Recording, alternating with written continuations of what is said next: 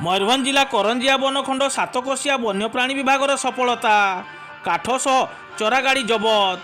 करंजिया बनखंड अंतर्गत सातकोशिया वन्यप्राणी वनांचल 29 तारिख शुक्रवार राति प्राय 10:30 समय वन्यप्राणी विभाग कर्मचारी एवं महुलडिया थाना पुलिस एक मिलित टीम चरारे पियाशाल पटा नहीं जाउथुबा एक गाड़ी को जबत करिसंती। मात्र गाड़ी रे थिबा अभियुक्त कौशल क्रमे खसी जाइछंती। सूचना अनुजाई शुक्रवार राति बिना परमिट चरारे काठ नहीं गोटे गाड़ी आसुथबार खबर पाइथिला सातकोशिया वन्यप्राणी वन विभाग। खबर पाइबा परे सातकोशिया वन्यप्राणी वनांचल अधिकारी रवींद्रनाथ महांतों नेतृत्व में वनपाल गिरिजानंदन दलई, ठाकुरमुंडा वनांचल वनपाल विद्याधर महांत, सबुज बाहिनी कर्मचारी एवं महुलडिया थाना पुलिस कर्मचारी प्रस्तुत हो जगी रही।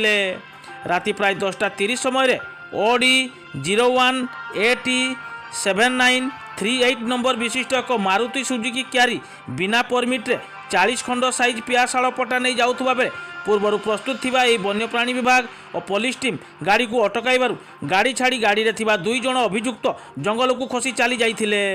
वन्यप्राणी विभाग गाड़ी को जबत करी वनांचल कार्यालय को आनिबा सह तदंत आरंभ करिछि।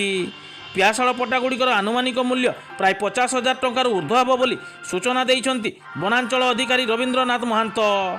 मयूरभंज ठाकुरमुंडारू शेख राजू को रिपोर्ट SR न्यूज एक्सप्रेस।